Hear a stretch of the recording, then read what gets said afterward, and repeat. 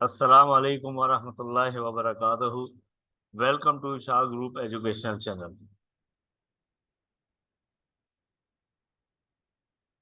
Class 10 board paper biology 2023।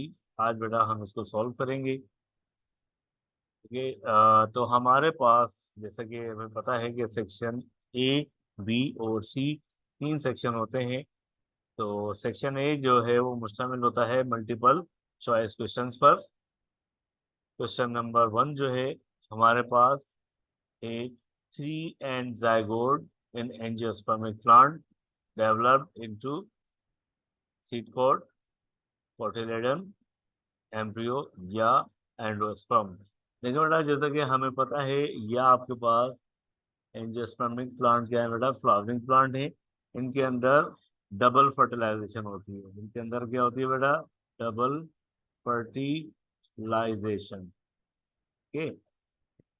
एक sperm bind होता है किसके साथ, सेकेंडरी न्यूक्लियस के साथ। तो this is called triplet fusion, यानी कि 3n बन गए। इसके नतीजे में जो चीज बनती है वो बनती है बेटा एंडोस्पर्म। ठीक है जी। तो जो हमारे पास करेक्ट आंसर है वो है endosperm. Endosperm is a nutritive layer. 3n zygote angiospermic plant develop into endosperm and endosperm is a nutritive layer।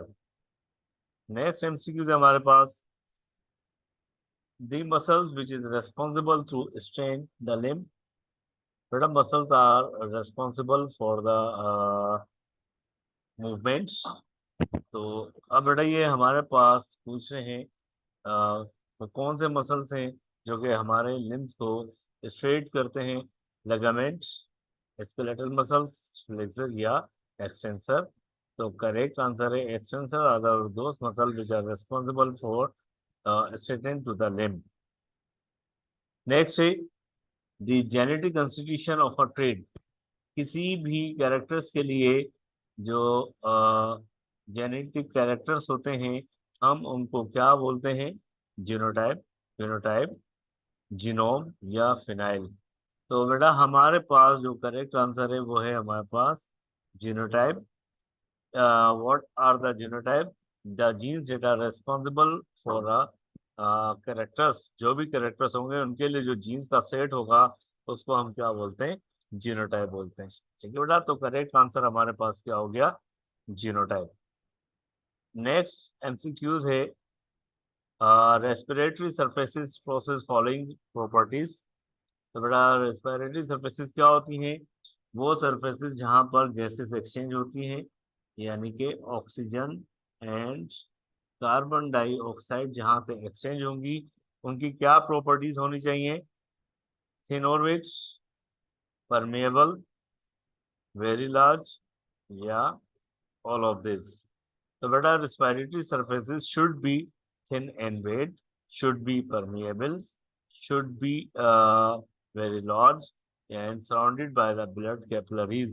तो इसके अंदर जो करेक्ट आंसर है हमारे पास, respiratory surfaces possess all of these properties। ये परमेएबल भी होनी चाहिए, ये थिन भी होनी चाहिए, ये मॉइस्ट यानी कि वेट भी होनी चाहिए और लार्ज सरफेस एरिया भी होना चाहिए। तो करेक्ट आंसर हमारे पास क्या हो गया, डी, ऑल ऑफ दिस। ठीक है। नेक्स्ट हमारे पास removal of extra liquid water in plants. तो बेटा प्लांट के अंदर वाटर रिमूव होता है in the form of vapours या in the form of droplets या लिक्विड्स की फॉर्म में। दो प्रोसेस के जरिए प्लांट से पानी रिमूव होता है। तो हमसे पूछ रहे हैं कि कौन सा मेथड है जिसमें लिक्विड की फॉर्म में वाटर एक्सक्रीट होता है, एक्सीडेशन, गटेशन, रेस्पिरेशन या ट्रांसपेरेशन। देखिए बेटा ट्रांसपेरेशन में पानी वेपर्स की फॉर्म में बाहर निकलता है और ड्रॉपलेट्स की फॉर्म में या लिक्विड फॉर्म में पानी बाहर निकलता है गटेशन से। तो करेक्ट आंसर हमारे पास क्या हो गया, gradation is a process in which water is removed in the form of droplets through the hydrophores। Next MCQs है, the chemical material of chromosomes is called chromatin, chromomeres, chromonema या chromatid. देखिए बेटा, chromosomes are the thread like structure. क्या होता है बेटा? Thread like structure. ठीक है। अब इसके अंदर जो केमिकल मटेरियल है उसको हम क्या बोलते हैं बेटा? क्रोमोमेर्स बोलते हैं। क्रोमोमेर्स क्या होते हैं? अल्ट्रा स्ट्रक्चर नहीं। क्रोमेटिड टू फाइन थ्रेड होते हैं। क्रोमोनेमा कलर रीजन होते हैं। तो करेक्ट आंसर है क्रोमेटिन। क्रोमेटिन नेटवर्क होता है ना बेटा सेल के अंदर। अगर हम सेल इस तरीके से देखेंगे उसके अंदर ये क्रोमेटिन नेटवर्क होता है। उसके अंदर जो है बेटा क्रोमोसोम्स होते हैं। क्रोमोसोम्स के अंदर डीएनए होता है। फिर डीएनए के अंदर जीन्स होती हैं। तो करेक्ट आंसर क्या हो गया? क्रोमेटिन। नेक्स्ट है, cold war between the organism of an community occupying the same habitat is called. कि भाई दो ऑर्गेनिजम्स के दरमियान सेम हैबिटाट के लिए जो वॉर होती है उसको क्या बोलते हैं बेटा? प्रीडिशन, कंपटीशन, म्यूचुअलिज्म या कॉमनसेलिज्म। ठीक है बेटा, यहाँ पर ऑर्गेनिज्म के बीच में एक ही हैबिटाट के लिए क्या हो रही है बेटा? वॉर हो रही है। This is called competition. Compete यानी कि हमेशा दो स्पीशीज के दरमियान में होते हैं। दोनों एक दूसरे को क्या करते हैं बेटा? कॉम्पीट करने के लिए करते हैं, ताकि एक ही चीज में से दोनों में से किसी एक चीज को मिल जाए, किसी को भी मिल जाए। तो करेक्ट आंसर हमारे पास क्या हो गया? The cold war between the organism of a community occupying the same habitat is called competition. Predation, prey predator को बोलते हैं। म्यूचुअलिज्म के दो ऑर्गेनिज्म एक दूसरे को इक्वली बेनिफिट्स देते हैं। कॉमनसेलिज्म में एक को फायदा होता है, एक को नुकसान होता है। लेकिन कंपटीशन में दो कंपटीशन होता है सेम हैबिटाट के लिए या सेम चीज के लिए, दो स्पीशीज के दरमियान। तो हमारे पास जो करेक्ट आंसर हो गया वो हो गया बेटा कंपटीशन। नेक्स्ट है, the biological function which perform gases exchange, photosynthesis, respiration, both and B या ऑल ऑफ दिस। तो बेटा गैसेस एक्सचेंज कौन सी gases? Oxygen and carbon dioxide. ठीक है बेटा, दो मेथड है फोटोसिंथेसिस के अंदर भी। बेटा फोटोसिंथेसिस में भी गैसेस एक्सचेंज होती हैं और रेस्पिरेशन में भी गैसेस एक्सचेंज होती हैं। ठीक है। तो यहाँ पर है कि गैसेस एक्सचेंज जो होती हैं वो बेटा फोटोसिंथेसिस से, रेस्पिरेशन से, या both and B, all of this. तो करेक्ट आंसर हो गया हमारे पास ऑल ऑफ दिस। ठीक है, फोटोसिंथेसिस भी सही है, रेस्पिरेशन भी सही है, बोथ एंड भी सही है। तो इसका मतलब है all of this are the correct option. Next है हमारे पास, stimulus is detected by receptors, effectors, nervous या ऑल ऑफ दिस। स्टिमुलस किसको बोलते हैं बेटा? Any change in the environment, any change in environment. Environment के अंदर जो भी चेंजिंग आती है उसको बोलता है stimulus. And it is detected by, और बेटा उसको डिटेक्ट कौन करते हैं? It is detect by receptors. तो करेक्ट आंसर हो गया receptors are modified neuron that receive the stimulus. ठीक है, तो करेक्ट आंसर क्या हो गया बेटा? स्टिमुलस हो गया। नेक्स्ट है, drugs that slow normal brain function are categorized as. वो ड्रग्स जो कि बेटा हमारे ब्रेन के फंक्शन को जो है स्लो कर देती है, वो ड्रग्स क्या कहलाती हैं? नार्कोटिक्स, हेलुसिनेशन, मैरिजुआना या सेडेटिव्स। बेटा सेडेटिव ड्रग्स जो होती हैं, ठीक है, जिसको स्लीप का मसला, नींद का मसला होता है, एंजाइटी का मसला होता है, उसको ब्रेन को स्लो डाउन करने के लिए सेडेटिव ड्रग्स दी जाती हैं। ठीक है, तो करेक्ट आंसर हो गया sedatives are the type of drugs that slow normal brain functioning are. Next है, the shortest path of reflex action। ठीक है बेटा, रिफ्लेक्स एक्शन किसको बोलते हैं? Automatically involuntary response. जो काम खुद ब खुद हो जाता है, ठीक है, वो कितने न्यूरॉन्स पर मुश्तमिल होता है? One neuron, two neuron, three neuron या मेनी न्यूरॉन्स। ठीक है बेटा, टोटल न्यूरॉन्स कितने होते हैं? तीन। एक होता है बेटा सेंसरी न्यूरॉन, एक होता है इंटरन्यूरॉन, एक होता है बेटा मोटर न्यूरॉन। लेकिन रिफ्लेक्स एक्शन में सिर्फ दो न्यूरॉन्स इन्वॉल्व होते हैं, सेंसरी और मोटर न्यूरॉन। ठीक है, इसी वजह से इसको हम क्या बोलते हैं, मोनोसाइनेप्टिक। क्या बोलते हैं बेटा इसको, मोनोसाइनेप्टिक। एक साइनस में कंप्लीट होता है। तो करेक्ट आंसर क्या हो गया, reflex action complete into the only two neurons are involved. Next MCQs है, most of the living thing use oxygen to produce.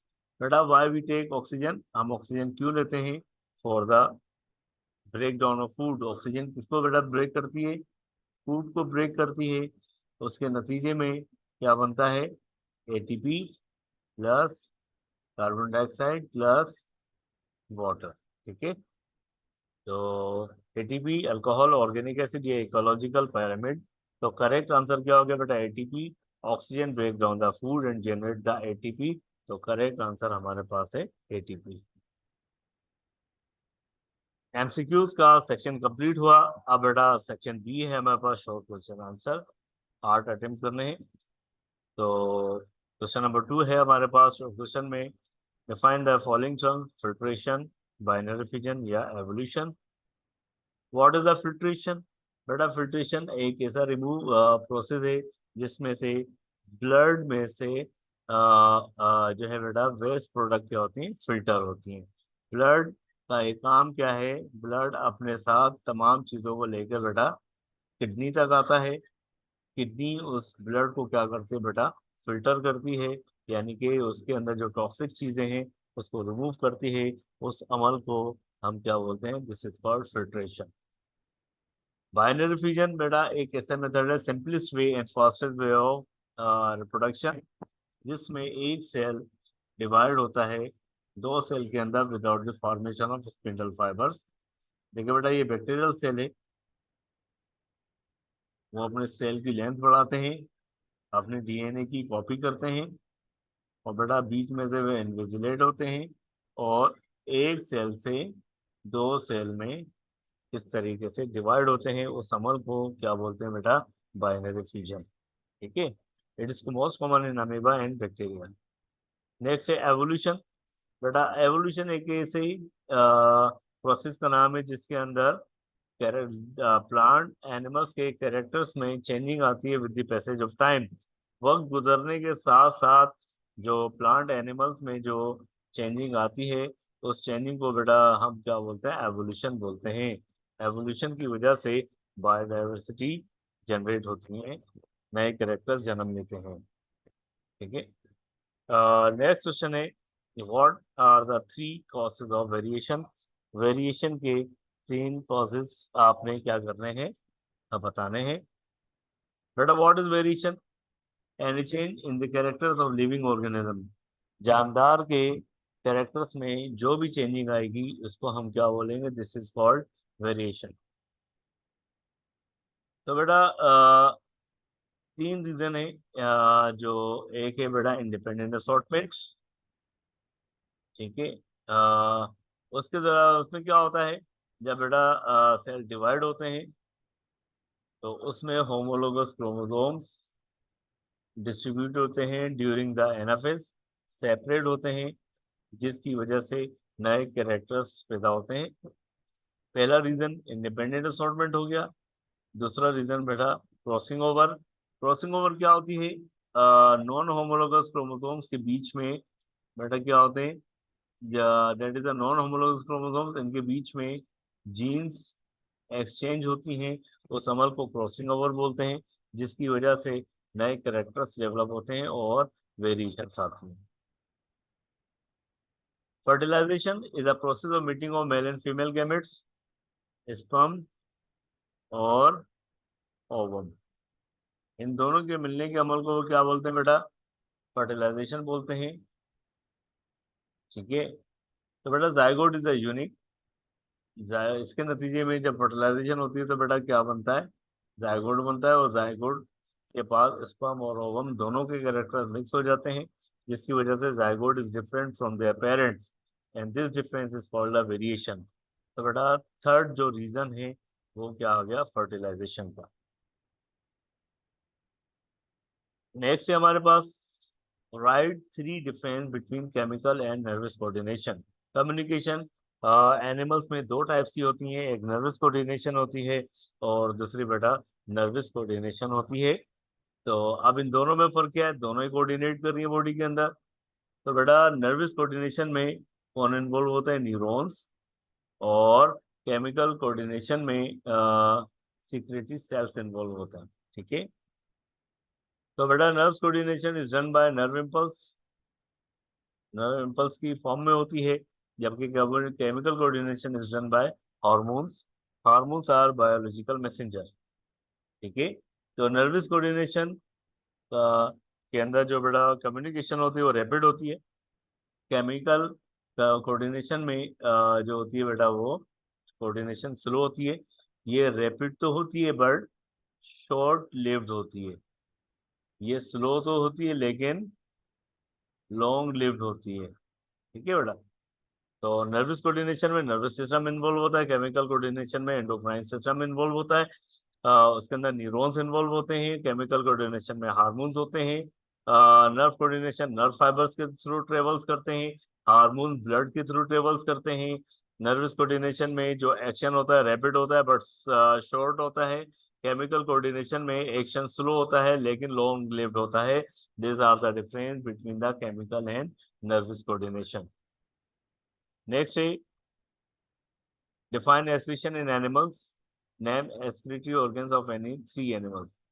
बेटा excretion एक ऐसा अमल है जिसमें नाइट्रोजनस जो वेस्ट होता है वो बॉडी से बाहर निकलता है, this is called excretion।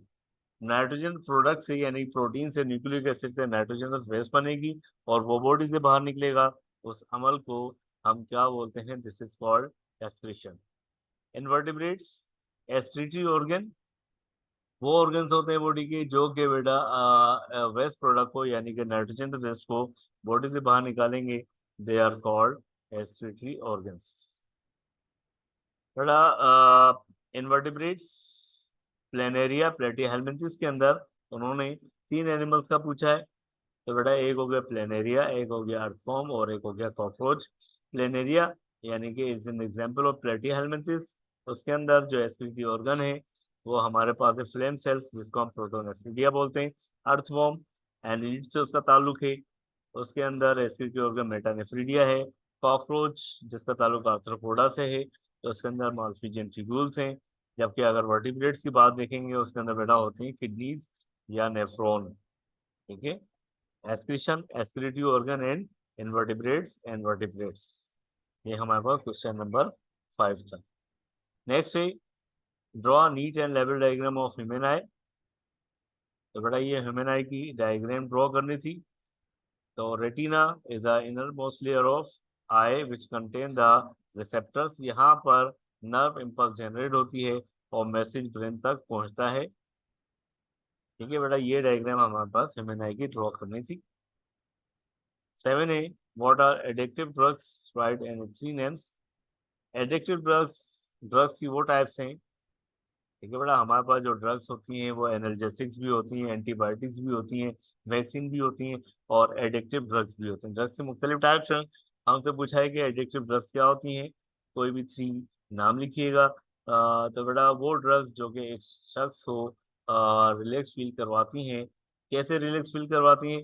This drug act on the CNS and finally CNS पे एक्ट करती हैं और सीएनएस को स्लो करती हैं, जिसकी वजह से जो शख्स है वो अ, हल्का महसूस करता है, बेहतर महसूस करता है। ठीक है, और आहिस्ता आहिस्ता से वो उस शख्स का उस ड्रग्स का आदी हो जाता है।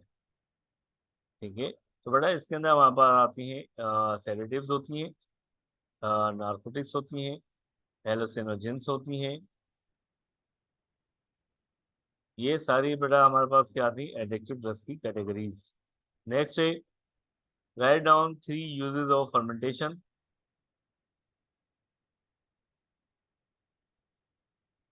ठीक है बेटा, तो फर्मेंटेशन एक ऐसा अमल है जिसमें हमारे पास ग्लूकोज अंडर एनएरोबिक कंडीशन में कन्वर्ट हो जाता है ऑर्गेनिक एसिड में या फिर इथेनॉल में। उस अमल को हम बोलते हैं बेटा फर्मेंटेशन। अब यहाँ पर फर्मेंटेशन की यूजेस पूछी हैं, तो बेटा ब्रेड हो गई, चीज हो गई, योगर्ट हो गई, बियर हो गई, वाइन हो गई, ये सारी किसके थ्रू बनती हैं? फर्मेंटेशन के थ्रू बनती हैं। उसके अलावा it also tend to preserve the food, food को प्रिजर्व करने के लिए इस्तेमाल होती हैं। फिर बेटा ऑर्गेनिक एसिड है, फॉर्मिक एसिड है, हमारे पास लैक्टिक एसिड है, सिट्रिक एसिड है, फिर हमारे पास इथेनॉल है, ग्लाइसरॉल है। ये सब के सब हमारे पास फर्मेंटेड प्रोडक्ट्स हैं। इसके अलावा वाइटामिन की प्रोडक्शन हो गई, अमाइनो एसिड की प्रोडक्शन हो गई, ये सब डाइज हैं, मुख्तलिफ फ्लेवर्ड हैं। ये सब किससे हासिल की जाती है बेटा? फर्मेंटेशन से हासिल की जाती है। नेक्स्ट है write down 3 methods to control air pollution. बेटा एयर पोल्यूशन क्या चीज होती है? एयर के अंदर एक अनवांटेड या हार्मफुल चीजों का एयर के अंदर दाखिल होना, this is called air pollution. ठीक है बेटा, एक चीज एयर के अंदर नहीं थी लेकिन वो एयर के अंदर आ गई तो एयर क्या हो गई बेटा? पोल्यूटेड हो गई। हमसे पूछा है कि कौन से 3 मेथड हैं एयर को पोल्यूट करने के लिए और हम उसको कैसे कंट्रोल कर सकते हैं? Use of catalytic converters in cars. Cars के अंदर बेटा कैटालाइटिक कन्वर्टर करके हम उसके अंदर पॉल्यूटेंट को रोक सकते हैं कि एयर के अंदर इंटर ना हो। प्लांटेशन की जाए, ज्यादा प्लांट्स लगाए जाएं, तो बेटा प्लांट्स क्या करते हैं? कार्बन डाइऑक्साइड को ज्यादा से ज्यादा कंज्यूम करते हैं, जिसकी वजह से जो है बेटा ग्लोबल वार्मिंग कम हो जाएगी। एस्टेब्लिश मास ट्रांजिट सिस्टम और हैविंग कार पूल्स। ठीक है बेटा, एक मास ट्रांसमिशन सिस्टम बनाएं जो कि एयर पोल्यूशन को कंट्रोल करें। These are the 3 control of air pollution. हमसे क्या पूछा है बेटा? 3 method to control the air pollution. Next है write down 3 function of skeleton. Skeleton जो होती है बेटा एनिमल्स के अंदर होती हैं जो कि उसको सपोर्ट करती हैं। What are the function of skeleton?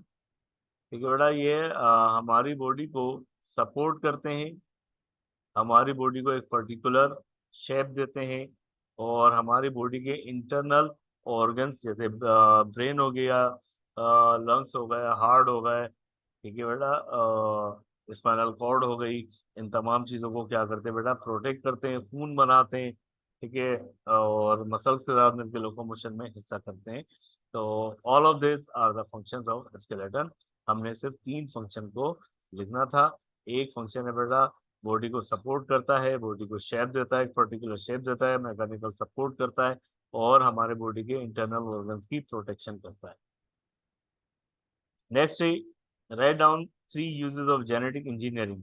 But what is genetic engineering? Manipulation of genes from one organism to another organism for the useful purposes. बेटा एक जीन्स को मैनिपुलेट करना एक ऑर्गेनिज्म से दूसरे ऑर्गेनिज्म के दरमियान और इंसान के फायदे के लिए, उस फील्ड को हम बोलते हैं जेनेटिक इंजीनियरिंग। यूजेस क्या है बेटा जेनेटिक इंजीनियरिंग के?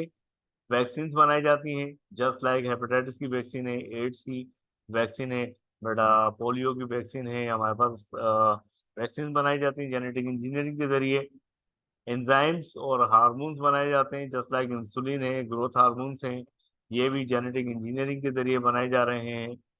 फिर जीन थेरेपी के जरिए हमारी जो फॉल्टेड या डिफेक्टिव जीन्स है उसको रिप्लेस कर दिया जाता है हेल्दी जीन्स के अंदर, this is called gene therapy. ठीक है, ये 3 यूजेस हैं जेनेटिक इंजीनियरिंग के, यानी कि वैक्सीन बना रहे हैं, हार्मोन्स बना रहे हैं, एंजाइम्स बना रहे हैं और जीन थेरेपी के जरिए हम डिफॉल्टेड जीन्स को रिप्लेस कर देते हैं बेटा हेल्दी जीन्स के जरिए। ठीक है, नेक्स्ट है draw neat and label diagram of ovule. Ovule की डायग्राम बनानी थी बेटा, ये ओव्यूल की डायग्राम में प्लांट्स के अंदर होते हैं। It contain the ovum, antipodal cells, secretory cells. ठीक है, हमने ये डायग्राम ड्रॉ करनी थी। Describe briefly structure of DNA. बेटा डीएनए का स्ट्रक्चर डिस्क्राइब करना है। तो डीएनए क्या है? DNA deoxyribonucleic acid is a double stranded super coiled helical molecule. इसका जो डीएनए का जो बेटा अपर पार्ट होता है, ठीक है, दिस इज कॉल्ड अपराइट और इनर पार्ट को हम बोलते हैं rungs. DNA is made up of billions of nucleotide. DNA बेटा बिलियंस ऑफ न्यूक्लियोटाइड का बना हुआ होता है, ठीक है।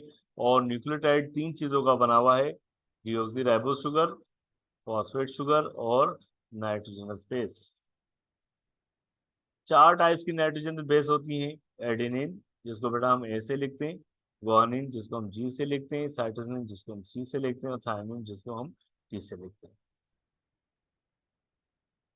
तो बेटा नाइट्रोजन बेस जो होती है शुगर के फर्स्ट कार्बन के साथ अटैच होती है, और जो फॉस्फेट होता है शुगर के 5th कार्बन के साथ अटैच होता है, ठीक है। तो दोनों चेन के दरमियान कौन सा बॉन्ड होता है? दोनों चेन जो डीएनए के होते हैं they both are joined by hydrogen bond, ठीक है। एडेनिन हमेशा पेयरिंग करती है थायमिन के साथ, साइटोसिन हमेशा पेयरिंग करेगा गुआनिन के साथ।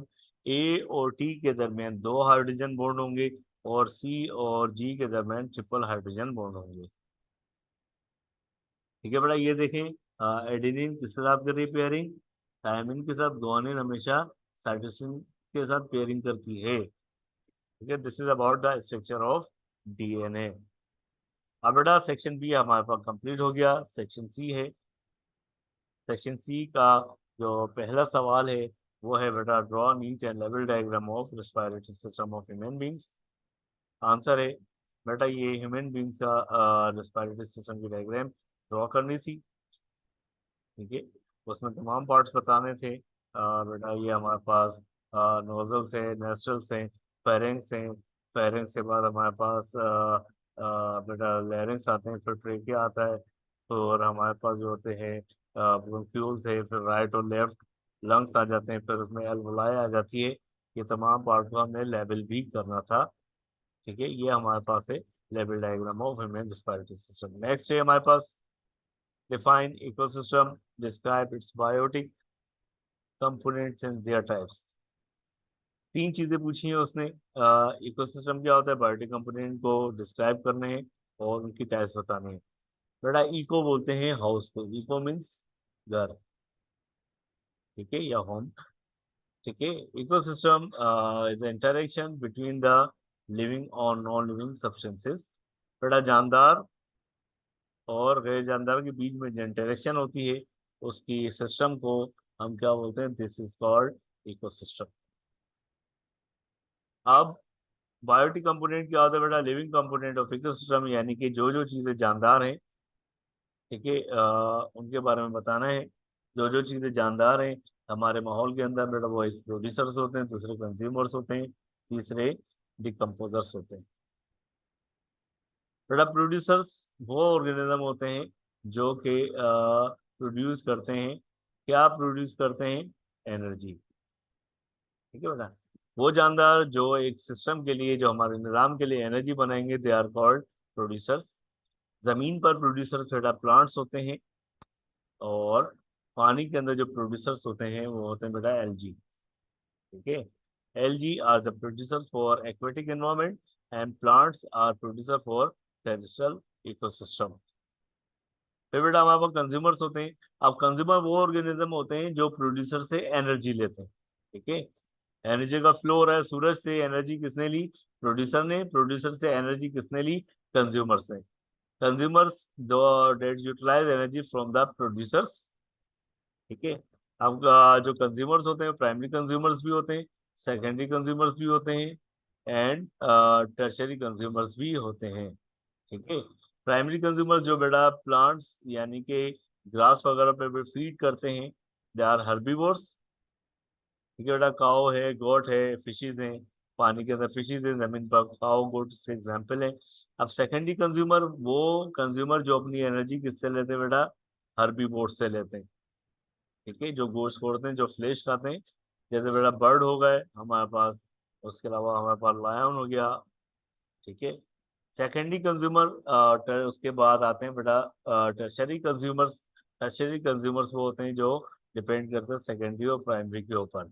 एग्जाम्पल है हमारे पास ईगल है, लायन वगैरह है। उसके बाद डिकम्पोजर, जब बेटा ये सब मर जाते हैं, डेड हो जाते हैं, डेड होने के बाद इनसे जो एनर्जी लेगा they are called the decomposers.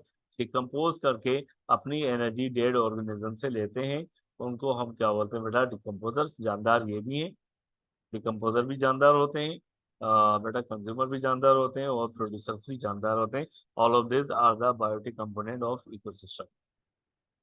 Next है define pollination and its types, write down its importance of pollination. Pollination का क्या होता है बेटा, ट्रांसफर ऑफ पोलन ग्रेन्स। ठीक है बेटा, ये हमारे पास क्या है बेटा, हमारे पास ये सिग्मा। ठीक है, ये फिलामेंट हो गया, ये एंथर हो गया। ये क्या बेटा हमारे पास, एंथर। ये हमारे पास हो गया फिलामेंट।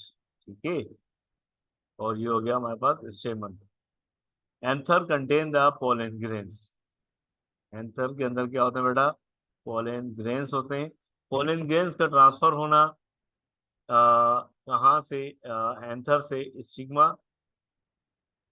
बेटा ये कार्पल है, कार्पल के 3 पार्ट होते हैं, स्टिग्मा, स्टाइल एंड ओवरी। ये एंथर से स्टिग्मा तक पोलन ग्रेन्स का जाना, दिस इज कॉल्ड पॉलिनेशन।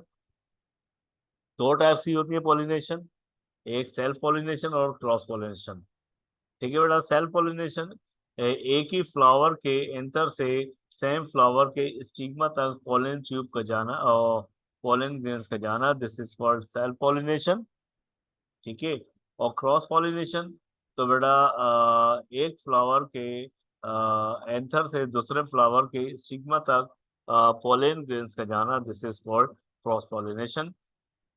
होगा सेम स्पीशीज में ही। फ्लावर 2 किस्म के होते हैं, एक होता है बेटा कंप्लीट फ्लावर, कंप्लीट फ्लावर में सेल्फ पॉलिनेशन होगी। दूसरा फ्लावर होता है इनकम्प्लीट फ्लावर, उसमें जो बेटा क्रॉस पॉलिनेशन होगी। Importance of pollination. ठीक है बेटा, जिस पॉलिनेशन की वजह से जेनेटिक डाइवर्सिटीज आती हैं, और दो जो है गैमेट्स को आपस में मिलाता है, जिसकी वजह से फर्टिलाइजेशन होती है और जाइगोट बनता है। Define endocrine system. Endocrine system define करना है, and write down name of any 3 endocrine system. Endocrine glands are ductless glands, their functions release the hormones, hormones directly release into the blood, और blood उनको लेके जाएगा target organ तक। Endocrine glands क्या होते हैं बेटा, डक्टलेस ग्लैंड्स होते हैं। उनकी सिक्रेशंस क्या होती है, हार्मोन्स होती हैं जो डायरेक्टली सिक्रेट होते हैं ब्लड में, और ब्लड उनको टारगेट ऑर्गन तक लेके जाता है ताकि बेटा वो काम कर सकें हार्मोन्स। एंडोक्राइन ग्लैंड्स हमारे पास 3 एंडोक्राइन ग्लैंड्स के नाम लिखने हैं, पिट्यूटरी ग्लैंड, थायराइड ग्लैंड और पेनक्रियाज, और उनके हार्मोन्स लिखने हैं। Pituitary gland is located at the base of brain, P like structure होते हैं। ठीक है बेटा, इसको हम मास्टर ग्लैंड भी कहते थे, क्योंकि ये हम समझते थे कि ये हार्मोन्स जो होते हैं पूरी बॉडी को कंट्रोल करते हैं। कुछ हार्मोन्स इसके हैं बेटा सोमाटोट्रोपिक हार्मोन्स, ये ग्रोथ को प्रोमोट करते हैं। थायराइड ग्लैंड, ये बेटा बटरफ्लाई शेप के होते हैं, कि हमारे ट्रेकिया के फ्रंट पर होते हैं। ये जो हार्मोन सिक्रेट करते हैं थायरोक्सिन, जो कि हमारे बॉडी के मेटाबॉलिज्म को कंट्रोल करते हैं, और बच्चे की फिजिकल और मेंटल ग्रोथ को भी बेटा कंट्रोल करते हैं। Thyroxine they are secreted by thyroid glands. उसके बाद है पेनक्रियाज। पेनक्रियाज लवलवा जो बेटा स्टमक स्मॉल इंटेस्टाइन के बीच में होते हैं, ये 2 हार्मोन सिक्रेट करते हैं, इंसुलिन एंड ग्लूकागॉन, जो कि बेटा हमारी ब्लड शुगर लेवल को रेगुलेट करते हैं। इंसुलिन शुगर लेवल डाउन करता है, ग्लूकागॉन शुगर लेवल को बढ़ाता है। नेक्स्ट है ग्लूकागॉन। नेक्स्ट है बेटा हमारे पास, write down names of disorder of kidney as पर NA2। किडनी के डिसऑर्डर्स में सबसे पहले बेटा किडनी स्टोन, या जिसको हम क्या बोलते हैं बेटा, कैलकुलाई। क्या बोलते हैं हम इसको, कैलकुलाई या किडनी स्टोन। ठीक है, कैल्शियम ऑक्सलेट या कैल्शियम कार्बोनेट, जब बेटा किडनी के अंदर डिपॉजिट होना शुरू हो जाते हैं, they form a solid mass, this is called kidney stone. ठीक है, large kidney stone urinary tract में फंस जाता है बेटा, किडनी को डैमेज कर सकता है, जिसकी वजह से किडनी फेलियर हो सकती है। ट्रीटमेंट, लिथोट्रिप्सी बेटा ये रिसेंट मेथड है, अल्ट्रासोनिक वेव्स के जरिए किडनी स्टोन को बेटा स्मॉल पीसेस में ब्रेक कर दिया जाता है, जिसकी वजह से वो यूरिन से पास आउट होती है। ठीक है, lithotripsy is ultrasonic treatment, radiation, जिसके जरिए हम लोग किडनी स्टोन को स्मॉल पीसेस में टूट तो ब्रेक कर देते हैं, जो कि पास आउट होता है यूरिन के थ्रू। रेनाल सर्जरी बेटा, या तो फिर हम सर्जरी के जरिए स्टोन को हम बाहर निकालते हैं। नेक्स्ट है किडनी फेलियर या रेनाल फेलियर। जब किडनी काम करना छोड़ देती है, एस्क्रीशन करना छोड़ देती है, उसको हम क्या बोलते हैं बेटा, रेनाल या किडनी फेलियर। ठीक है, अब उसके सिम्टम्स जो होते हैं बेटा, नोजिया, वॉमिटिंग, भूख की कमी, loss of appetite, weakness, breathlessness, सांस में तकलीफ, ब्लड प्रेशर का ज्यादा होना, कोमा में पेशेंट का चले जाना, अल्टीमेटली उसकी डेथ हो जाती है अगर ट्रीट नहीं किया गया। This is are the symptoms of renal failure. Dialysis बेटा, डायलिसिस एक फिल्ट्रेशन टेक्निक है, जिसमें मशीन के जरिए, डायलिसिस मशीन जिसको बोलते हैं, पेशेंट के ब्लड को हम बेटा क्या करते हैं, फिल्टर करते हैं। ठीक है, ब्लड को पास आउट करवाने।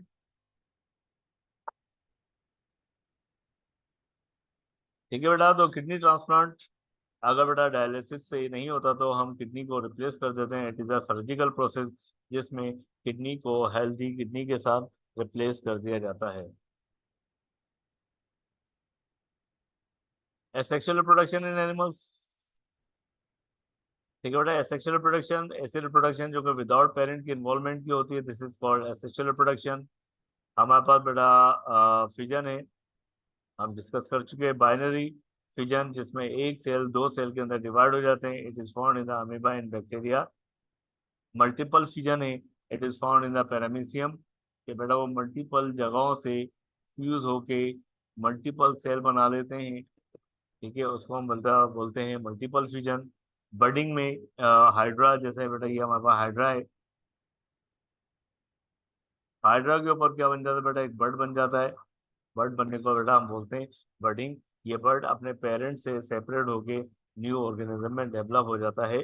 तो विदाउट पेरेंट के इन्वॉल्वमेंट के नए ऑर्गेनिज्म बन रहे हैं, इस अमल को बेटा हम क्या बोलते हैं, this is called asexual reproduction.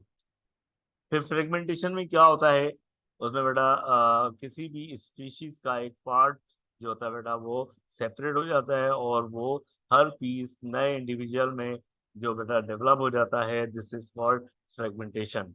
For example, it is found in the planaria and starfish. Thank you for watching.